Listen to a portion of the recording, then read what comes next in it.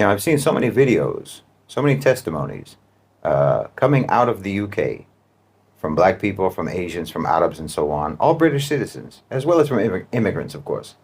But so many people expressing like trauma and shock, disappointment, grief over these riots and these attacks. Frankly, I don't know why. I mean, I don't know how you could have ever convinced yourself that you're living in a healthy, civilized society to where any of this should shock you. Look, these English people have felt like their Englishness was being deteriorated.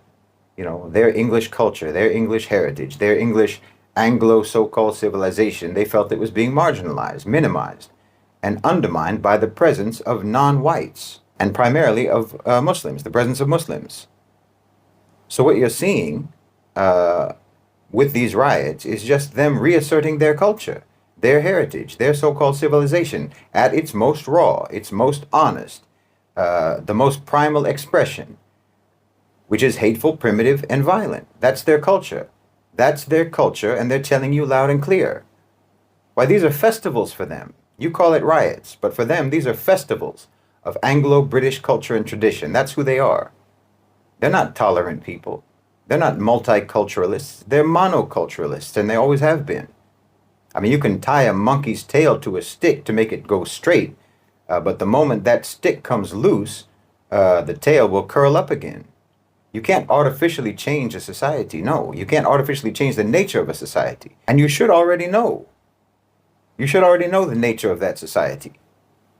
Since it was almost exclusively because of the violent, tyrannical, supremacist nature of that society that the countries that your parents came from, your grandparents came from, and so on, that's why their countries became so unlivable that they had to immigrate to that miserable island to begin with. I mean, how did you think that people who were brutal colonizers and enslavers in your country were somehow completely different when they got home? I mean, don't you know that the highest domestic violence statistics are in the homes of police officers? No, no one is savage on the job, but gentle at home.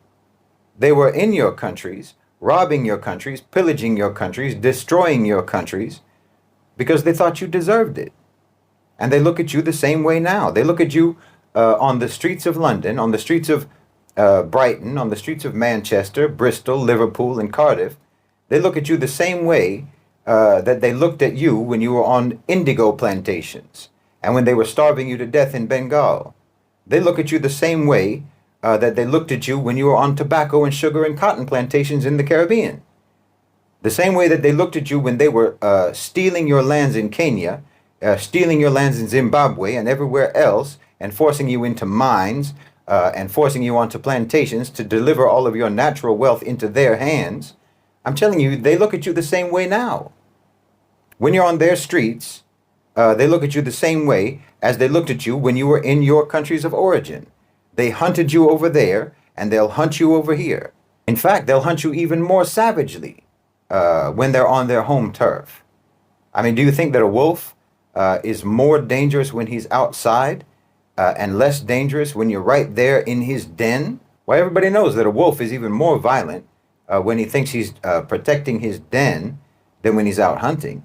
So I don't see why you're surprised. I don't see why you're shocked. I mean, it would be different if your history with them was different. You know, if they had come into your countries, if they had come into your lands as traders and as merchants and just did business with you in a respectable, civilized way, but that's not what they did, is it?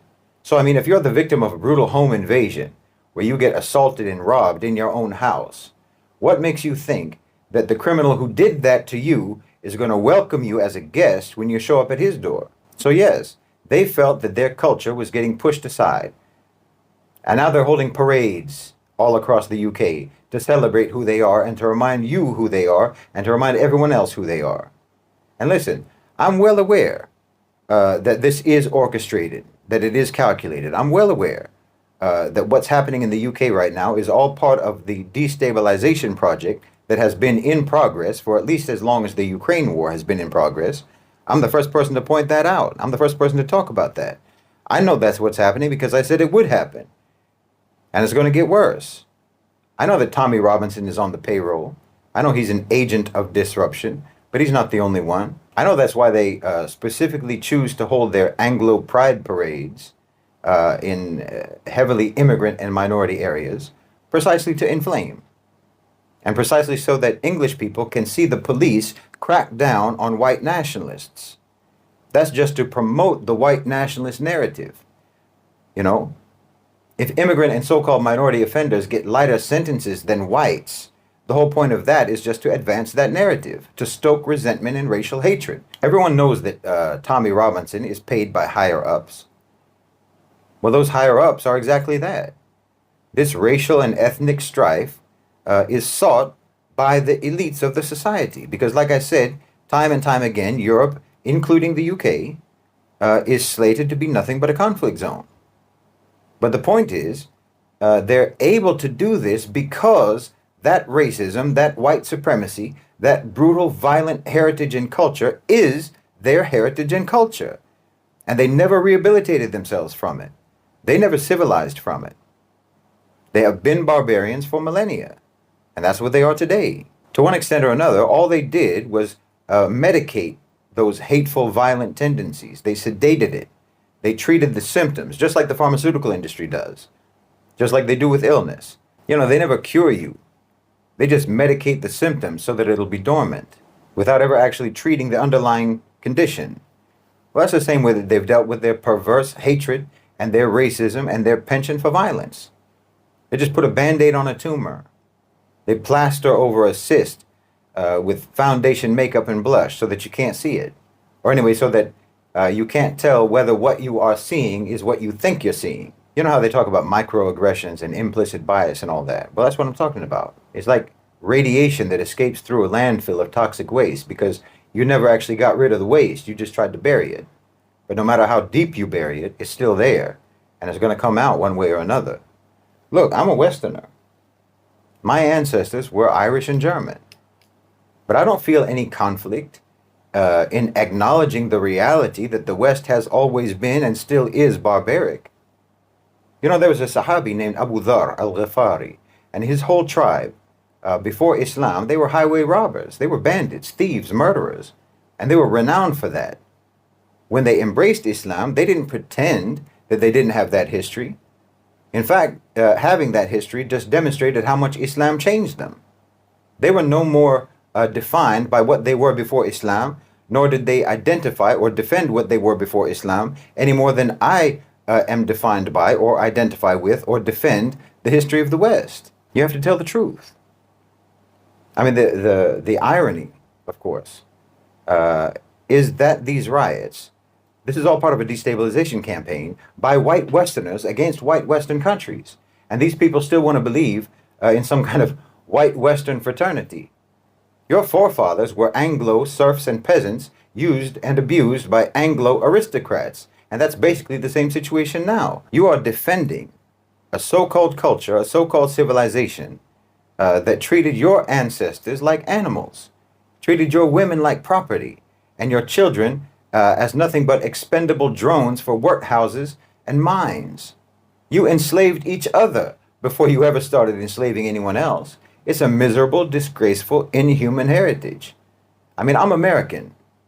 And there only are Americans because white Europeans were so vicious and so tyrannical to each other that whoever could escape ran away.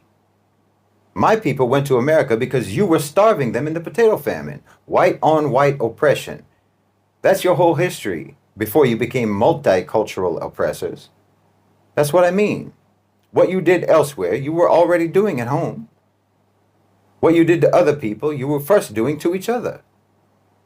You know, when the colonizers first went to Ghana, they were flabbergasted to discover that every house, every home, had a toilet that was cleaned every day. Meanwhile, you still had your people defecating in public in collective cesspits that never got cleaned. Yes, you never cleaned them. You just buried it and dug a new one. See how you do? That's a habit with you. Just bury it and then start somewhere else. That's basically the origin of America, if you think about it.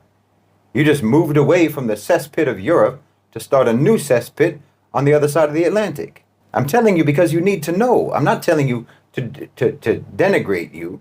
I mean, how are you going to be uplifted if you don't know how low you are now and how low you've always been? Westerners don't know the difference between standing on the shore and drowning, because wallahi, you are drowning, and you're being drowned, actually. Your own so-called culture, your own so-called civilization is drowning you. And you're out here in the streets of the UK defending the culture that's drowning you and that drowned your forefathers. Well, you don't know how much in common you actually have with the immigrants that flee to your country from their countries because your country ruined their countries. Because the same so-called civilization that ruined their countries has been ruining you for hundreds of years. You need to wash the makeup off of that cyst, rip the Band-Aid off of that tumor, and start actually trying to heal yourselves. And you need to charge the doctor who never did anything but cover up your sickness, cover up your deformity, cover up your mutation instead of treating it. Because he never cared about your health in the first place. And you need to charge that doctor, which is your so-called civilization, you need to charge that doctor with malpractice. Charge your civilization, so-called, with malpractice. I'm saying you need to direct your anger at the people who are trying to direct your anger at anyone but themselves. Because they're the ones you should be mad at. You should direct your anger at all these people who are lying to you about your so-called civilization, telling you to be proud and defensive about a culture that has done nothing but keep you perverted, hateful, violent, and criminal for centuries. Because you have a right to be worthwhile human beings. And your so-called civilization has let you down. It's let you down badly. It hasn't just let you down developmentally, morally, spiritually, ethically, and so on. It's even let you down in the most practical of terms. You know, the very thing that you like to think that you excel in. You like to think that you're the most practical and efficient people on the earth, but look at your system. Your so-called civilization built a system, built a society that's literally making you go extinct. Your materialism, your atheism, your consumerism, your urbanization, your worship of money has created a society that cannot even perpetuate itself anymore. How practical is that? I'm telling you, you're out of your minds. Nothing about the way that you approach the world, nothing about the way you approach life makes any sense. It's killing you. And you're so insane that you're singing God Save the King instead of saving yourselves.